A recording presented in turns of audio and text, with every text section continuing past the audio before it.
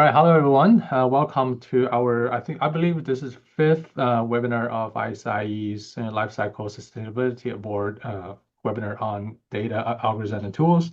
So today we have the pleasure to host Dr. Mo Lee from Watershed. And Dr. Lee is a senior environmental scientist at Watershed, where she actually leads the development of the CEDA database, which is going to be the topic of today's presentation. And she has over 15 years of research and consulting experience in sustainability, LCA, and carbon footprinting. Before joining Watershed, I believe Dr. Lee worked at US EPA for a while and co-developed the very famous 𝑓𝐿 database. And also, she holds a PhD and a master's degree in natural resources science and management from University of Minnesota. Which actually held the ISST conference back in June, a very beautiful campus I visited for the very first time. Yeah, so without further ado, the floor is yours, Mo, and we look forward to your presentation. Yeah, thank you, Jingxi. It's my pleasure to come here at this great community and share my work, my team's work, actually, with you all. I have some slides. Feel free to kind of interrupt me anytime if you want to ask any questions and stuff like that. And also happy to do like a more kind of formal like Q&A session after the entire thing. So yeah, today's topic, as Jingxi kind of introduced, it's about CEDA. CEDA stands for CEDA doesn't stand for like a very cool thing, but CEDA is like open database for corporate scope 3 greenhouse gas accounting. And I came to this webinar with this kind of understanding that not all the audience of, or not everyone in the ISIE community is familiar with the concept of corporate carbon accounting or corporate greenhouse gas accounting, nor does anyone probably necessarily familiar with what Watershed does.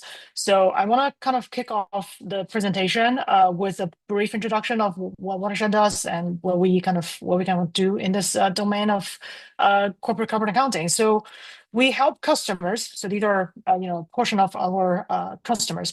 We help all these kind of companies or corporates trying to kind of manage, measure, and understand their corporate level greenhouse gas emissions. Sometimes we call it carbon footprint in a more kind of a layperson term. And then we have, I believe, over maybe 200 customers. I'm not kind of counting exactly, but we have calculated the overall kind of carbon under management, which has reached 2 gigatons CO2 equivalent, that are basically belong to all the companies that we serve as customers. And to kind of give you a brief, like very high level overview of how we do such business, we collect data from customers, ingest their company level data, for example, their utility data, their bill of materials data, and then we apply in our software platform some in-house databases, including CEDA and other kind of methodologies, and then to kind of convert those company-specific parameter data into the digestible kind of carbon footprints that can be visualized and reported by the companies in different formats, and outputs that we are trying to kind of provide are audit grade, because we want to make sure that all these results or reports are verification ready or can pass verification. So we try, to summarize, what we do is to help companies measure, report, and eventually reduce their carbon footprints, and we do it in a kind of a software as a service or SaaS kind of format, so that we can do it in a very relative, very high kind of speed and kind of high scale. All right, now talking about Watershed, quickly kind of a little bit of corporate scope 3 greenhouse gas accounting kind of background. So this is like a very famous visualization from the greenhouse gas protocol definition or guidance or standard, as you want to call it, about what it means, or what is the kind of composition of a corporate kind of footprint. So all the emissions or the greenhouse gas emissions that are attributable to a company's operation can be categorized into scope 1, direct emissions from burning fossil fuels, scope 2, purchased kind of electricity, steam, and heat and cooling for the company's use, and everything else that any company would buy from their suppliers or sell to their consumers. And those are like the scope 3, that is the topic of today. And from a lot of the kind of reports or studies, reports by companies or study by researchers or kind of NGO or think tank, it's always kind of obvious that scope 3 emissions are the dominant, I would say, category of all the corporate kind of footprints. Some people quote as 80%, some like it's like 90 or lower, but overall scope 3 is like the largest contribution to any company's kind of, or a generic company's carbon footprint. And that is why we think, or personally I've been kind of working on trying to kind of build models, build kind of toolings to help companies better measure their scope 3 and then eventually kind of reach this kind of reduction opportunities and eventually lower their footprints in order to really kind of cap or reduce the overall kind of global greenhouse gas emissions. So once we have that kind of overall understanding of what corporate greenhouse gas accounting kind of is, here are some kind of brief introduction again on how actually to do or conduct corporate greenhouse gas accounting. Well, you essentially need two things. You need to follow a specific framework or standard, and then you need to have some database that can help you really do the calculation. So on the standards and reporting framework side, there are the greenhouse gas protocol kind of standard that I mentioned earlier. It kind of instruct you or guide you how to quantify reports the corporate greenhouse gas emissions. And after you follow this standard and then do your measurements, there's also kind of this CDP reporting framework that allow companies to publicly disclose their emission profile, their company's kind of carbon footprint year over year, so that not only themselves, but also the public or investors or just generic kind of public interest can really track their progress and then really kind of see if they're making, meaningful or reasonable or progress in order to really achieve certain reduction goals. On the database side, though, there are kind of several databases that are recommended by the Greenhouse Gas Protocol in order to help companies do corporate greenhouse gas accounting, especially for scope 3. And the environmentally extended input-output kind of databases is like a very kind of handy or very typical kind of type of database that companies would use.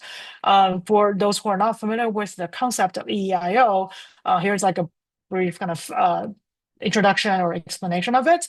So an EEIO model kind of gives you a comprehensive top-down view of the economic activities, which are basically the flows of goods and services, as well as their emission implications or any other kind of environmental implications in a given region or a given economy. So that is like why the model is called environmentally extended input-output. So because input-output represents the economic side, and then by extending or adding the environmental implications to it, such model can really give insights about the emission intensity or the emission profile of any kind of given economy. And there have been some databases that are developed by governmental agencies. For example, the USEIO model that I worked on before my time at Watershed is a model developed and published by the US Environmental Protection Agency, the EPA. And outside of the US, there are other models like the DEFRA model published by the UK Department for Environment, Food and Rural Affairs.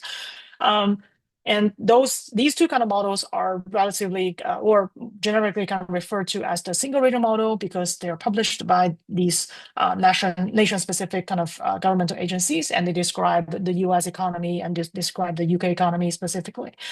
On the other side of the spectrum are some multi-regional kind of EEIO models that not only look at a standalone economy, it also kind of looks at the global trade or the multi-regional kind of interlinks between different countries.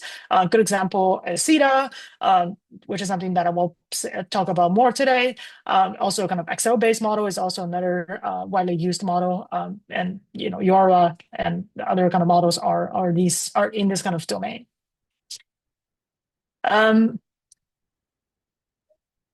So after this kind of overall introduction, I also want to show some latest developments in the ecosystem of corporate carbon accounting. The first one is that although country-specific governments are kind of focusing on the single country's emissions or single country's kind of model development or database development, multi-regional carbon accounting actually start to kind of continues to gain attention. One good example is that the US EPA actually published a report that is building a new kind of database that considers the import factors that can be connected with the original US EIO model that they have built, which basically send out a signal that the government is, or the government kind of research arm is like interested in considering or improving their single region model into consider global trades. And another kind of I would say policy or regulation happened on the EU side is that the EU's carbon border adjustment mechanism requires country-specific emission factors to actually really account for the imports from outside of the EU. So these kind of regulations or governmental kind of support or interest in expanding single region model to multi-regional model or requiring multi-regional kind of accounting of greenhouse gas or footprint is like a good kind of sign for companies to say, I need to consider my global supply chain and stuff like that. And in addition to that, at Watershed, we are working on a paper right now to kind of with partners from WWF and CDP to really quantify the impact of considering multi-regional global trade and multi-regional kind of carbon accounting. Another trend that we have seen is that the greenhouse gas protocol, which is the standard setter, they're kind of reviewing the corporate standard that I showed earlier, and also the role of the EIO models in this entire ecosystem of corporate carbon accounting. We have found that based on their disclosure and everything, spend-based approach was still likely to kind of play a big role in the corporate carbon accounting. That is kind of partially why we're still wanting to kind of develop the CEDA model, maintain it, upgrading or updating it year over year.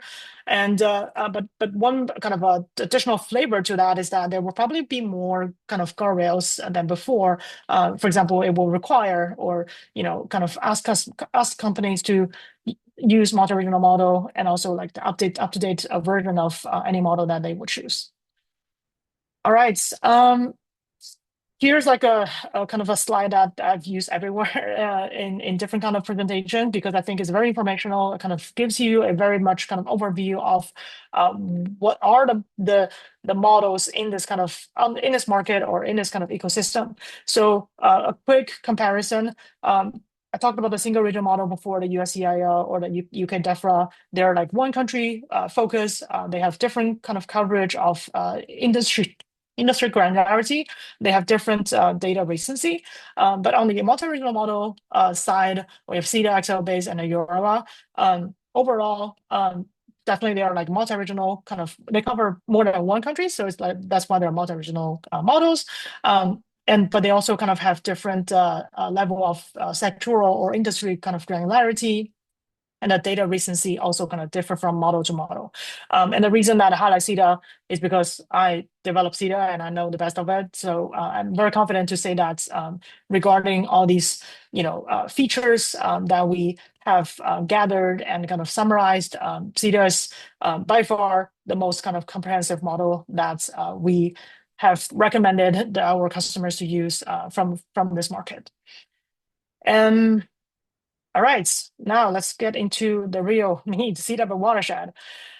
Before I jump in, I want to introduce my team. It's not a one-person job. So this is my team. There are way more people behind these portraits. But what I want to say today is that we at Watershed, we're big believers of open database, and we really want to kind of contribute something very cool and beneficial to the entire carbon accounting community. When thinking of the community, we're not only thinking about companies, we're also thinking about like research community like the ISIE. And I feel like that is a very big reason for me to come here today and really kind of present everything to you. So the CEDA, the open version of CEDA that I want to talk about today is actually already available on the AWS or Amazon AWS ASDI, I think. So you can get directly to this database by clicking this link to that. And then we have launched this thing. We launched this back in May, I believe. And these are like our kind of launch partner or early adopters of the database. And this is a screenshot of the database. I have a local version of it open up. We can dive into it if there's any questions coming up after this. But this is a screenshot of it. You can see kind of briefly that it has the country code or the country name, and then the currency, and then all these kind of different sectors. And then the numbers here are basically the emission factors and greenhouse gas emission factors, I mean. And when we kind of publish this database out there, the emission factors capture not only the direct, but also like the upstream kind of impact of everything that is like embodied in the commodities that are produced by these sectors. And then this entire kind of database covers 400 sectors in 149 countries or regions, as you want to call it. So in total, it provides about 60,000 emission factor data points. And then for any company, I think the way, well, not that side. I think the way that they can kind of use this data, or any researchers who want to kind of dig into it, is to find the country that you're interested in, the sector that you're interested in, and then kind of extract the emission factors directly from it. I have another slide in the later for kind of to introduce how companies or our customers have been using this to conduct their measurements. But before that, because we have this kind of audience, I think you might be interested in a little bit of the behind the curtain, thing about CEDA. So this is a slide about CEDA methods and data.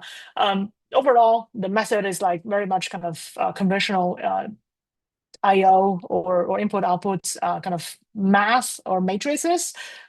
So all of these kind of equations are something that you can find in the very classical input-output kind of book, like the foundations and concepts of input-output by Miller and Blair.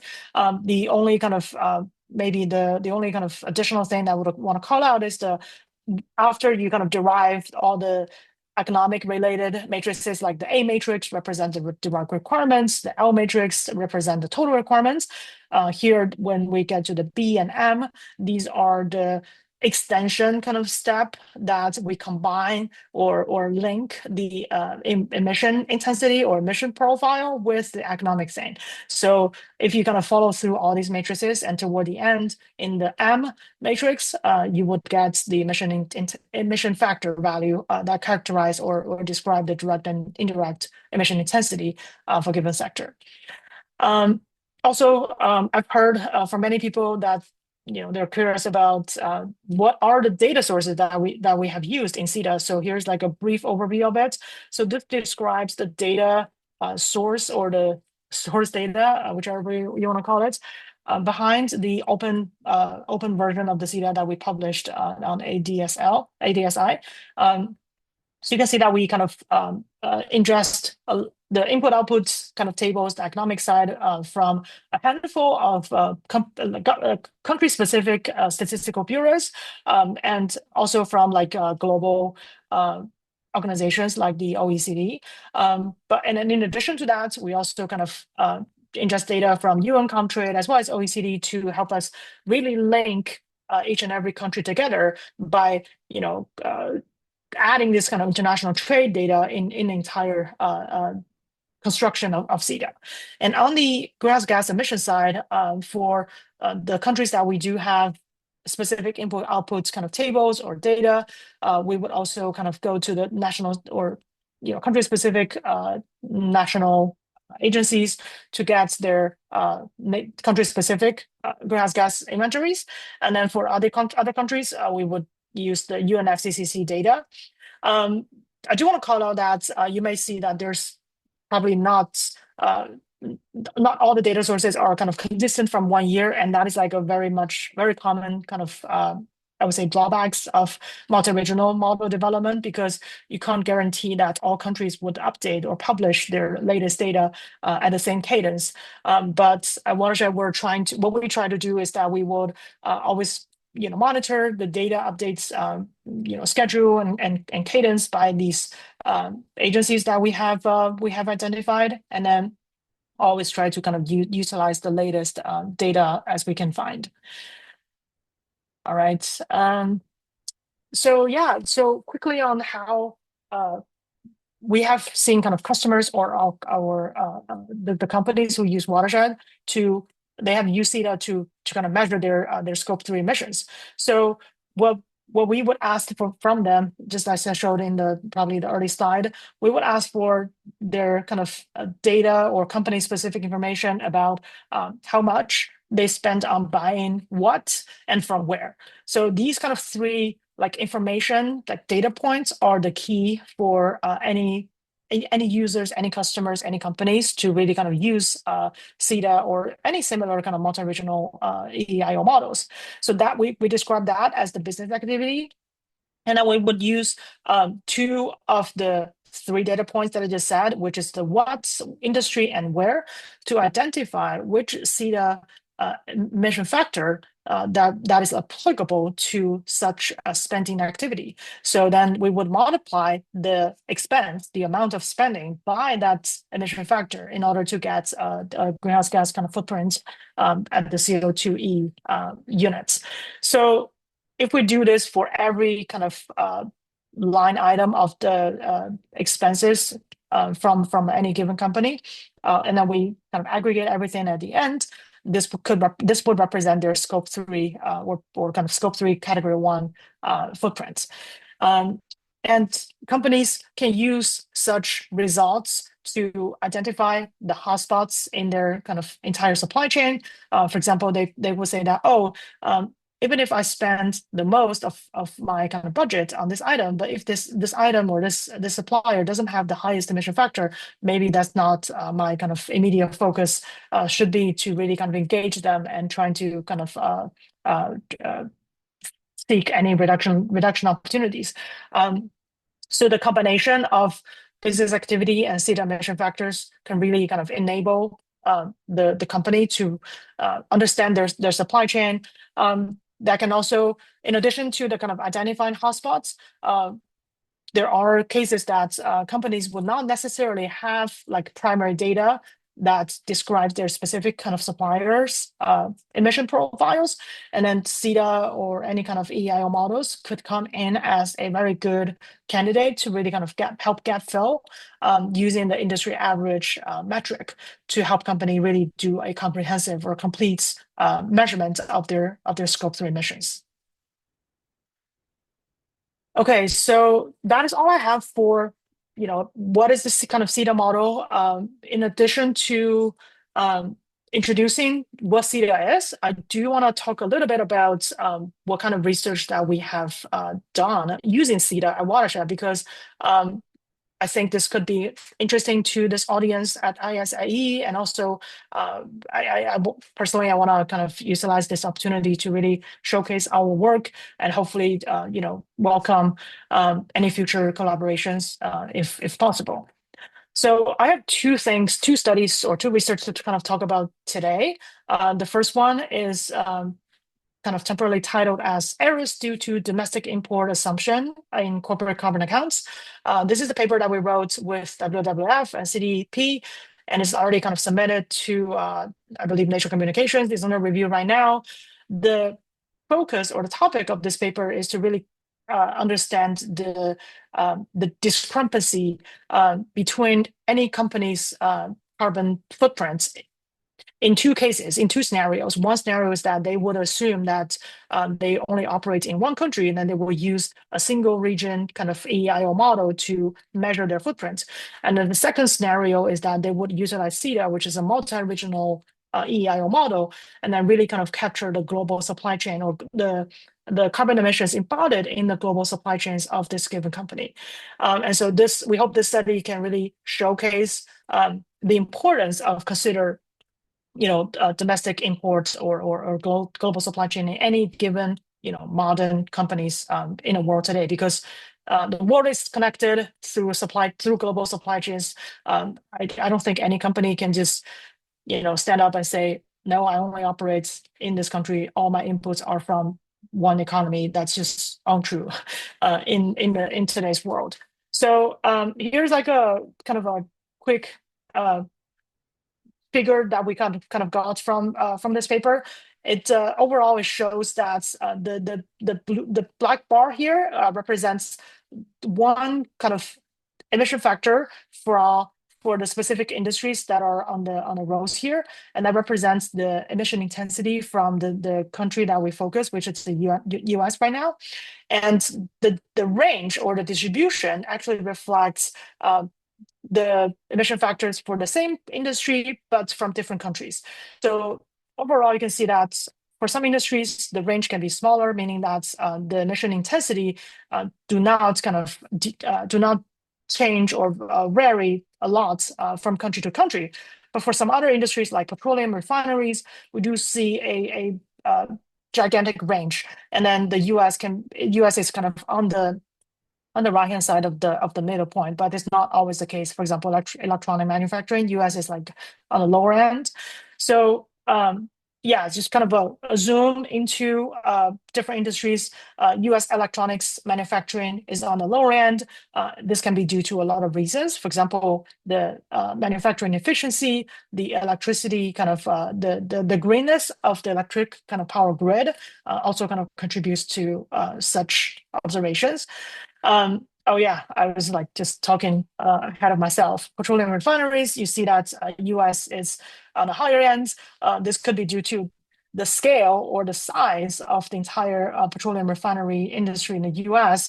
And a lot of there are a lot of kind of petroleum refineries sites in Texas, if you're familiar with the geography of the US or the overall kind of industry composition in the US. This could be kind of caused by a lot of reasons, like different grades of refineries or different like the how updated the technologies are, and that could all cause the US petroleum refineries to be on a higher end of the entire spectrum. This is another figure that we got from the study, which is to really show that each dot is one kind of emission factor from the CEDA model compared to the single region, the corresponding kind of single region EF. And then the way to kind of interpret it is that if the dots are on the upper parts of this figure, which is like above this 1-to-1 kind of line, it means that the multi-regional kind of factor in the US is higher than the single region factor in the US because it considers the underlying or the kind of upstream global supply chain that are inputs into the US economy or into the US kind of production. If you really think about it, there are many cases that maybe the final assembly happened in the US, or even not even the final assembly, maybe like just like Apple, they would just like transport the laptops, the iPhones kind of assembled, manufactured and assembled, and in Asia where the electricity grid is not as green as the US, and then inherently they will have like more or higher kind of embodied greenhouse gas emissions in there. So all of these kind of reflects that the US imports, the imports into the US tend to have higher embodied emissions than the domestically produced kind of US commodities, because of the US economy or the US kind of industries are relatively on higher efficiency or lower kind of carbon emissiveness side compared to other parts of the world. And overall, we are seeing that, if you kind of apply the single region model to really measure a company's footprint, you may kind of undercount a lot of emissions that could be attributable to other countries, for example, China or other Asian countries, because they are like the manufacturing hub for the entire world. A second kind of a research I want to introduce is something we called a model we call CEDA flag. So it's like a extended version of the CEDA model that we kind of add in this flag component to expand it and then kind of enable the CEDA model or the entire kind of framework to be able to account for agriculture or land use related emissions. So real quick, FLAG stands for forestry, land use, and agriculture. And the reason that we think is very important to kind of build this model is that the agriculture, forestry, and other land use emissions account for 22% of the global total greenhouse gas emissions. It's a big deal, and it's very important for all the companies who really want to take actions to reduce the global greenhouse gas emissions to fully capture and account for these emissions. And then there are two categories in the flag kind of emission group. One is the land management, which mostly represents like agriculture emissions, such as the nitrogen emissions from application of fertilizers. There could also be, agricultural emissions from raising livestock, like managing the manure from cows, or also kind of methane emissions from internal fermentation from cows. The other category is land use change. It mostly describes the emissions due to deforestation, such as in the Amazon forest, where government or companies just kind of decided to cut down trees in order to convert the land into cropland to kind of grow more plants. And such activity would cause kind of a land use change, and also would cause the ability of, or the carbon sink of that land. And that would basically release on the net effect, release greenhouse gas into the atmosphere. And then that should be accounted for as the land use change in the flag, under the flag kind of concept.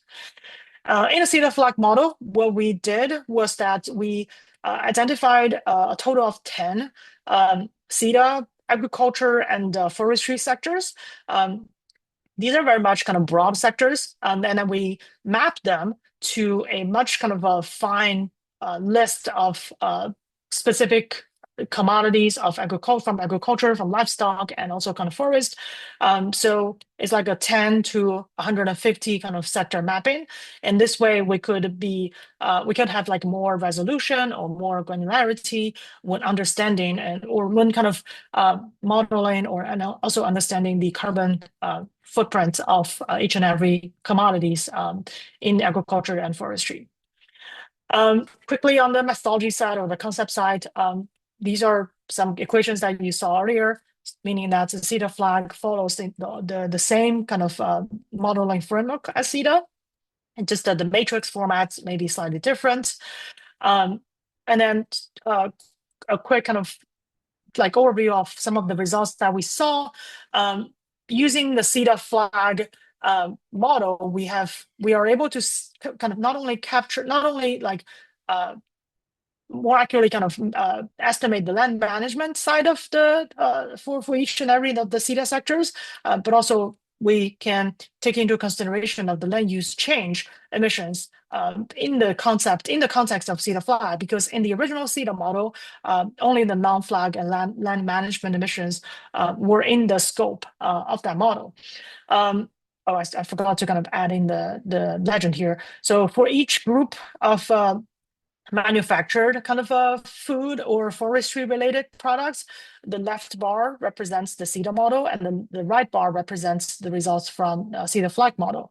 And the reason that I kind of show up these manufactured goods or commodities or processed goods is that there's only although the CEDA flag model kind of captures or really kind of hybridize the raw agricultural commodities, but because of the nature of the CEDA model, which is it described the entire supply chain. All of the facts that happened in the very original stage of growing crops or raising cows will be propagated through the supply chain of such commodities into the processing stage, which are cheese manufacturing, coffee and tea manufacturing, making fabrics or making paperboards. So all of these kind of downstream sectors and their kind of upstream supply chain would benefit from considering flag emissions or utilizing CEDA flag as the database to really kind of understand what is actually going on in these kind of different industries. I think that's everything that I hope to kind of share today. Before I kind of wrap up, I do want to say that we really care about the users of CEDA, and a good amount of users we hope are researchers and individuals from the academia. So what we try to do is that we're actively developing an academic version of CEDA in addition to the open version of the CEDA that we have published, hopefully to encourage and welcome like collaborative research with us using the CEDA model. Because our ultimate goal is to really advance the climate data ecosystem and really hopefully to accelerate decarbonization in the world. So yeah, if you are here today or if you happen to kind of watch this recording and are interested in the CEDA model or accessing CEDA model for academic or research purposes, please feel free to reach out to me or 𝐿𝐴𝐿𝐴𝐿. Happy to kind of follow up and then discuss any potential collaborations with you. That's it for me from me today. Hoping that's informational to everyone, and happy to kind of answer any questions you may have. Thank you very much, Mo. And I think this is very well organized. Right? So you actually kind of walk us through the basics of IoT. Oh, I love this kind of new animations from Zoom. So yeah, and I do have a few questions, but I want to leave it to the audience first and see if they have questions before I ask mine.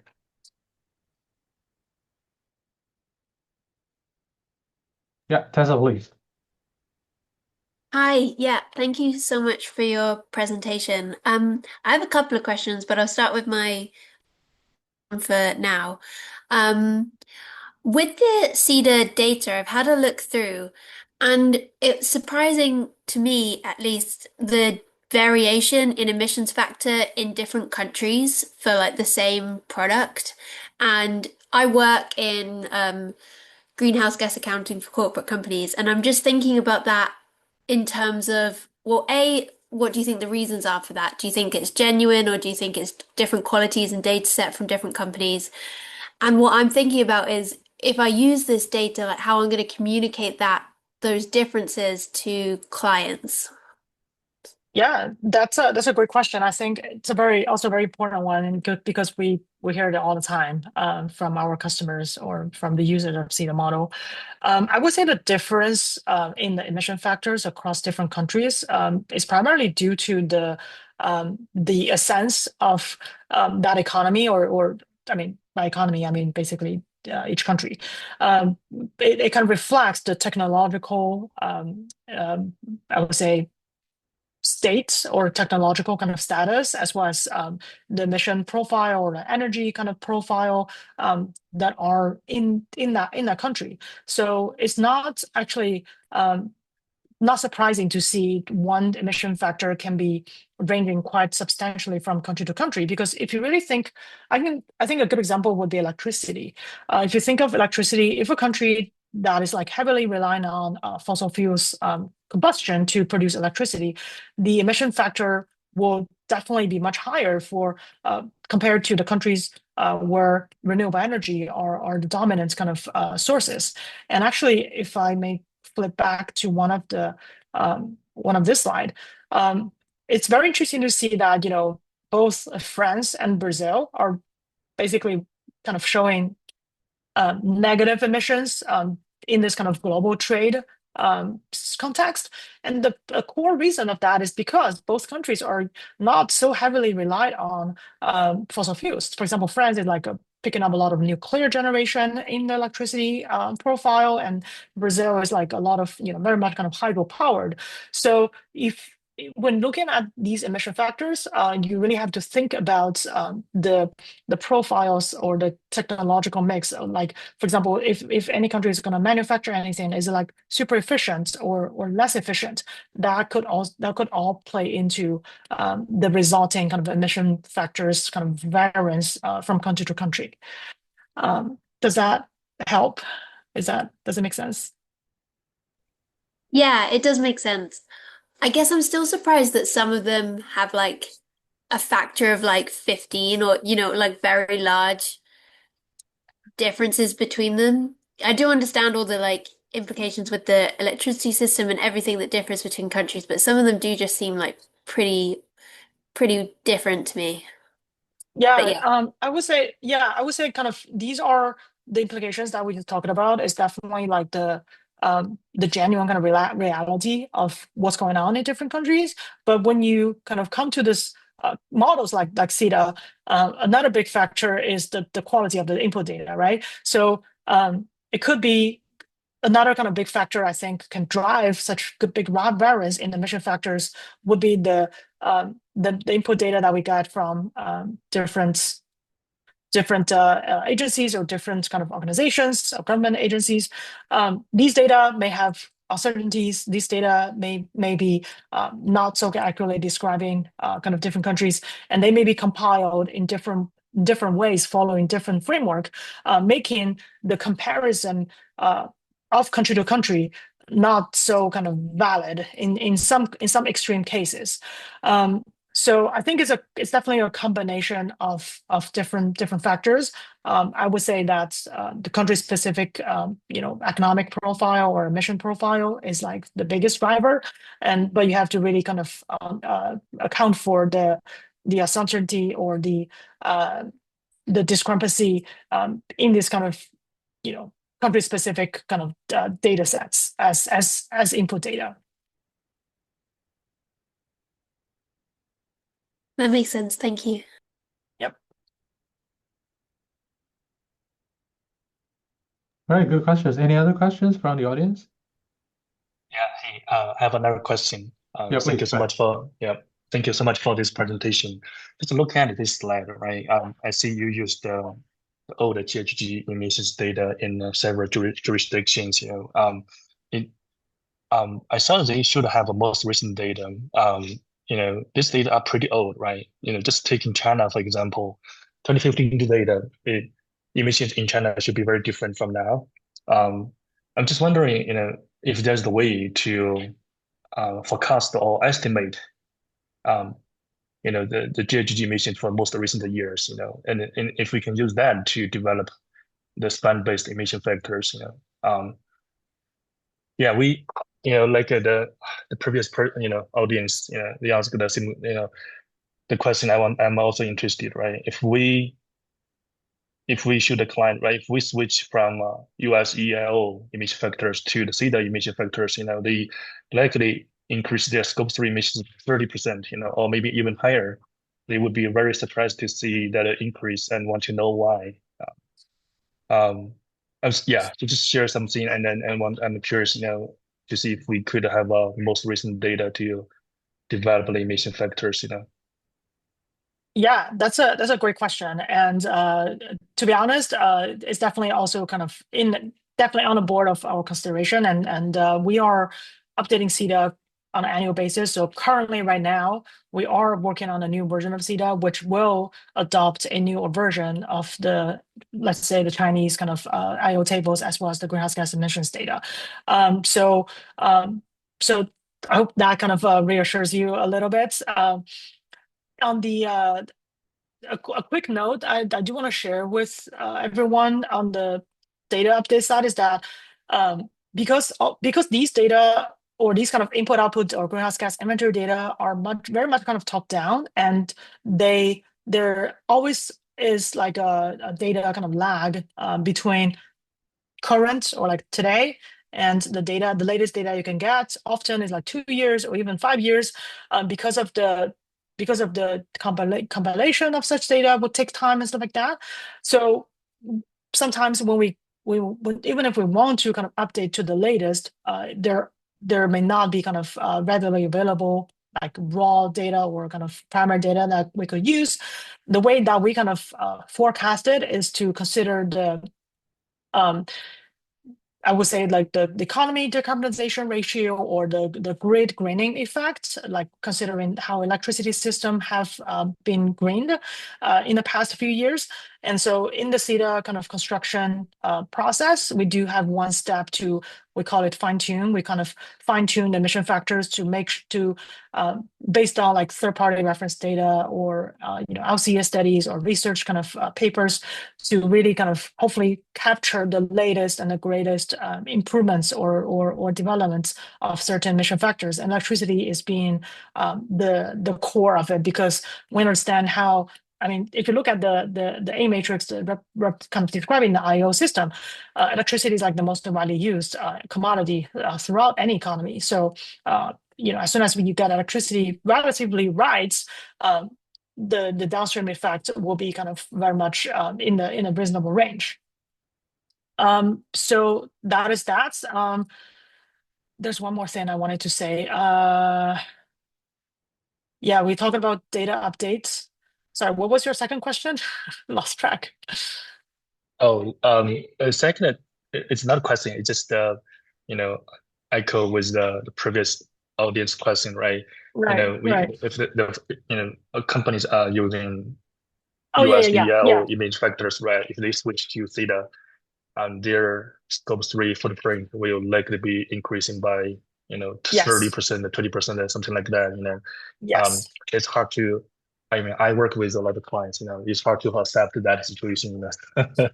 Yeah, totally. Yeah, that is also we see at Watershed, because our customers they used to use USCIO, and then they need to like transition into CEDA, and I feel like this figure is like exactly to kind of address this question, or hopefully help to kind of address the question.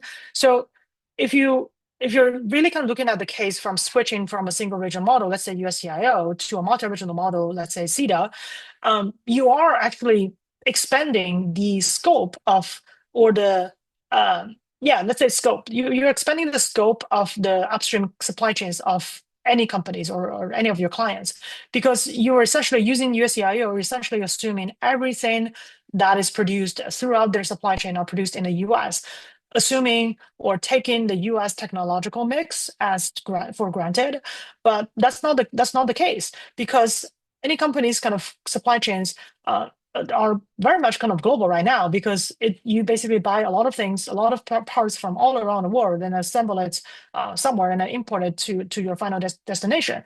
And all of those kind of nuances in this kind of global supply chains were not captured, were kind of wrongfully not captured in the USCIO model or any single region model. And then this study that we do here is trying to kind of unveil that and really kind of showcase, yes, the emission factors are higher, and they're genuinely higher because they do capture the embodied emissions, let's say in Southeastern Asia, where a lot of the electronics, a lot of the apparels are being manufactured and then transported throughout the world. So if helpful, I'm happy to share, like we have a like a preprint version uploaded to Earth Archive of this paper. I'm happy to share that with you. Hopefully, research paper like this would help reason about the changes that your clients see in their footprints. Yeah, thanks so much. I think this makes sense. Theoretically or technically, this multi-regional model should be more complex than the single regional model, right? But I do have a simple question, if you don't mind. So the global trade is very complex, right? There are tier 1, tier 2, tier 3 suppliers. So when you develop these multi-regional emission factors, did you just account for the tier 1 embedded emissions, or you also look at all the upstream suppliers? Yeah, it is actually all the upstream because so if you're familiar with the IO kind of concept, the A matrix describes your tier one, your direct supplier. But let's say your tier one suppliers, if they have tier one supplier, and they will automatically become your tier two, and then Yeah. you can go on, on and on and on, and that is like captured in this matrix or equation, sorry, in the L matrix, but by this equation. So this equation really captures not only your direct, but also your tier two, tier three, tier four, tier N, everything kind of upstream. I see. Yeah. Interesting. Yeah. So those data should be available, right? I'm just Yeah. wondering. Okay. Yeah. Interesting. Yeah, this is great. Thank you so much. Yeah. Yep. Now I know more about the CEDA, so I definitely want That's to great. learn more. That's the purpose of this today. Yeah. Thank you. Yeah. All right, thank you very much. Great questions. And for the sake of time, I'm probably just going to ask two questions before we wrap this up, because I really want to ask you those questions. The first one is about the use case, right? So you mentioned two research papers. So is there a plan from Watershed to release some use cases in, for example, a public repository for the tool? So for example, I'm teaching this. That'd be great for my students to actually just operate on some case studies. Yes. I think we're actively kind of working on that. Do I have a slide for that? Yes, I do. Yes, we're actually working on like academic version of CEDA, or like kind of thinking about putting up repositories. I mean, Qingxi, if you're have interest, happy to collaborate with you to put up a repository, and then we can share the things that we think will be helpful to your students to do kind of research. But I mean, in the meantime, you can always just play with the matrices. Sorry, not the matrices, but like the spreadsheets that are out there. And then I know it's like one snapshot of everything. It doesn't have the intermediate kind of things that students would or you would want to have. But yeah, I mean, let's keep talking, and hopefully we can get something for you. Yeah, that would be great. So, and also there's a follow-up question from Tessa asking, is there a public version of the methodology behind how CEDA is developed? Yes, there is. Okay, let me get out of this and then go to openceda.org. So if you go to this website, if you scroll down, there's like a methodology guide kind of doc that you can click on. If you click on this, can you see my screen? Are you seeing my screen? Right. Yes, I can see that. Yeah, I can see yeah. those. So we do have this kind of a relatively long documentation about basically everything that I talked about, maybe a little bit more than the CEDA part that I talked about. This is like a very, I would say, still from my standard, is like a high level thing. We are working on a much more, I would say, detailed version of a CEDA documentation, more like a dry methodology type of documentation. And then if it's out there, I will definitely kind of post about it on LinkedIn. And then if you want to follow up, feel free to connect with me on LinkedIn or follow me on LinkedIn, and then you should be able to see it. Great. So one last question is, actually, you mentioned that you can use CEDA to basically do scope 1, category 1, right? So which is the purchase goods and the service and stuff. So yes, scope 3 is category 1. Yes. But there are another 14 categories, right? So I'm just kind of curious, how does Watershed actually address all the other categories? Use other data methods? That's a great question. Yes. So Watershed, I mean, do I have that? Yes. So we use a lot of different kind of databases and methods for scope 1, scope 2, and all the other kind of categories of scope 3. But for mostly for scope 1 and scope 3, category 1 and 2, both are like purchased kind of goods and services. CEDA and or similar models would be the most applicable. For like business travel, employee commuting, there are definitely kind of different methodologies to do that. For example, I think for business travel, it's like we need to ingest customer data about their flights information, like from where to where, and then which kind of carrier. So yeah, there are different methodology. So we do have I call it a universe of methodologies to really kind of help companies to do greenhouse gas accounting, because it is very complicated. It's a lot of details in that. Thank you very much again, Mo. It's really informative, and I really appreciate all the questions from the audience as well. So we're gonna conclude the webinar today, but feel free to reach out to Mo or me. I'm happy to actually make the connections.